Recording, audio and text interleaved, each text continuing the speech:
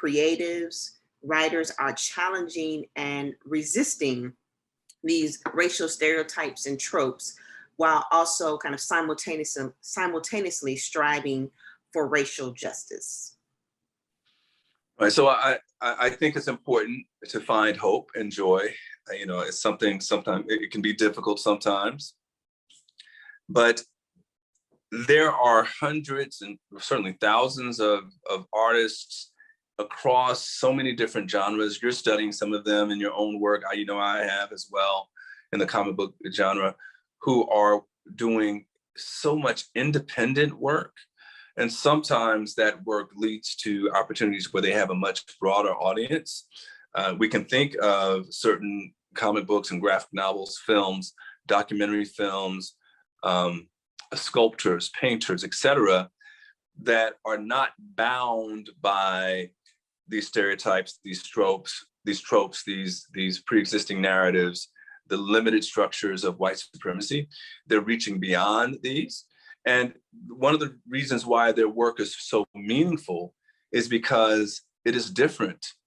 You know, again, as we continue to mine the past for the same thing again and again and again, there's nothing new.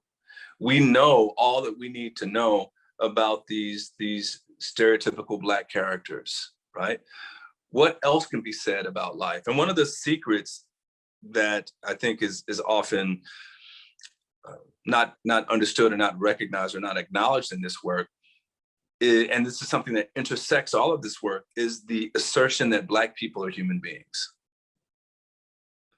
And if we truly understand that, then their work not only has value for Black people, but it has value for all people. And I am inspired by this work. You know, right now I'm thinking about the Black Age of Comics movement, for example, in the East Coast, Black Age of Comics in Philly, Onyx Con in Atlanta, the Schaumburg Black Comic Book Festival, and other festivals across the country and the world, where you have independent artists and illustrators and writers getting together and sharing their work and selling their work for people who are seeking out these kinds of humane expressions of Black life. And so I believe that there is a great deal of joy to be found. I believe that what we're seeing now in major outlets, HBO, the Marvel Cinematic Universe, et cetera, is the recognition that there is value here. And I don't simply mean the monetized value that the Wu-Tang Clan talked about. Certainly the studios are driven primarily by that, let's not pretend. But also this idea that these are new stories. You know, if I'm a studio, I need to tell new stories. I can't rehash and repurpose the same old stories. They will continue to do that. But I'm hopeful that they will be more inclusive in what they produce, and they will be. All right, so in thinking about continuing in this, you know, seeking hope, seeking joy, seeking fellowship, all of that, you know, those things, what are some ways in which the average person, you know, can address racism in the US? And I know that may seem like it could be a simple question, it could be a very, difficult question, but what are the ways in which, anyone could address racism? And so think about the ways in which, like, what advice would you give to people who also feel overwhelmed by this challenge? So yeah, and then Okay. kind of continue on what gives you hope that, we can change and that things will change. So what advice would I give to people in relation to fighting racism? So it depends on the person. I believe that it's the job of Black people, the primary job of Black people is to survive racism. Now, of course, we also have to fight racism as well. So I'm going to default for a moment to my space, which is a higher ed space. So when I say we have to survive racism, surviving racism is a labor-intensive exercise. It's exhausting, psychologically, emotionally, physically, spiritually, it's exhausting. sometimes all you can do is survive it, make it home from work, from the class, whatever the case may be. Silence is consent, though. And so we also have to fight it. Now, having said that, I would challenge my colleagues that aren't white to make sure that their colleagues that are Black aren't carrying the load. So if there's anyone watching this in the higher ed space, they know exactly what I mean. We talk about the Black tax and those instances in the classroom where you're talking about racism and there are only a few students of color or perhaps more specifically African Americans in the class, and the class turns to look at them to ask them to lead the conversation when those very same students are trying to survive racism in that very same class. And so my advice would be to my colleagues that aren't African American, aren't people of color, that they need to do more work and they need to resist the comfort of silence. Because the fact of the matter is, they don't have to say anything. Racism comes at the expense of their humanity, but not necessarily their well, you know, I forget the author's name, but she talked really brilliantly about how racism costs us all. But in terms of their humanity, that's the primary cost in my mind. But it's their job too to fight. I mean, if we are going to be aspiring to a higher level of humanity, we can't turn and look at people of color and say, what are you going to be doing about racism? We can't rely on people of color to be the vanguard all of the time. And I think we saw a lot of that recently in many of the protests. So this may get me in trouble. It's going to be counterintuitive, but I'm going to return to my first point. Stephanie Evans, who is director of the Women's Gender and Sexuality Institute at Georgia State University, once said, and others have said it, that self-care is revolutionary. So my advice to Black people would be to first survive and to find ways to fight that don't render you incapable of living a full life. And I'm not quite sure how to do that, Dr. Gibson. But there has to be some middle ground. And I think we get much closer to the middle ground when we have comrades who don't happen to be Black, who are also willing to fight. Yeah.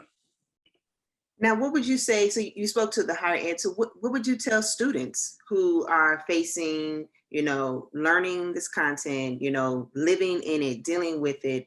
What kind of advice do you give to the students who are just kind of coming into this very raw in a sense, and how do they navigate this and then navigate life at the same time as well too? I think in some ways the advice would be similar. Your job is to survive the class. Now, being the same way that being an academic can be isolating, being a student can be isolating. And so it's imperative that students find communities so that they can debrief and exhale and remove their armor and release those burdens and loosen their shoulders, if only for an hour or two, because you can get lost in the fight. Yeah, I believe it was Toni Morrison that said the purpose of racism is distraction. I'm not quite sure that I understand her point, but that takes me back to what I was saying before. We have to find ways to find balance between standing up for what is right, between defending ourselves from the many different kinds of assaults of racism and white supremacy, and being able to breathe, you know what I mean? And being able to live. But for me, I was one of very few African Americans in my graduate program, both of my graduate programs, and finding community outside of those classes was critical for me, because I was able to sit in class and look at my watch and say, I only have to deal with this for another hour and 15 minutes. And after class, I'm going to hang out and I'm going to talk about this professor like a dead dog, right? And I'm going to talk to my friends who have had the same professor. And so it helped me tolerate much of what I was facing in a way that I would not have been able to tolerate it without community. If I had been alone and isolated, it would have been impossible. And also those communities help give you perspective. Like they'll tell you, okay, now when you take Professor so-and-so's class, let me tell you, this is what happened to me. And it doesn't mean that it won't happen to you, but what it will mean is that you're ready for it and you won't be caught off guard by it. You got me thinking about something that Audre Lorde said, and just thinking of all of your responses today, and this idea of embracing differences. So oftentimes when we talk about Audre Lorde, we're talking about dismantling the master's tools, but in this instance, I'm thinking about embracing differences, and that's a lot of what we've been engaging with and discussing today. So I wanted to offer an opportunity if you had any lasting thoughts, any lasting feelings to share, like I said, any pieces of, any nuggets of hope, any nuggets of, going forward that you'd like to share with us today. Well, first of all, I would like to say that we're all very proud of you, Dr. Gibson. Secondly, everyone has a right to dream their own dreams. So I'm a father of two beautiful Black girls, and they have a right to dream their own dreams, to dream the kinds of dreams that reflect their faces and their realities, their families, their friends. And we have to watch media, right? This is why I hated Frozen and Frozen 2, and please, Lord, not Frozen 3. Right? Because the moment my youngest daughter came home and said she wanted Elsa and Anna's hair, I knew that I still had work to do, right? No, sweetie, your hair is beautiful. Why do you want someone else's hair? And I understood completely why, right? And this was when she was 5 years old. We not only do we have a right to dream our own dreams, we have a need to dream our own dreams, to see our own faces. And when we have opportunities to dream our own dreams and to engage media that reflects us in more dynamic and nuanced ways, we have to rush out to the theater and support it. We have to rush out and support the streaming opportunities, because those will create additional opportunities. And not only that, we have to support independent work as well. And so, I'm not big on social media, but I know there are people on Facebook and Twitter and Instagram and this thing and that thing that are sharing their work. We have to amplify their work as well.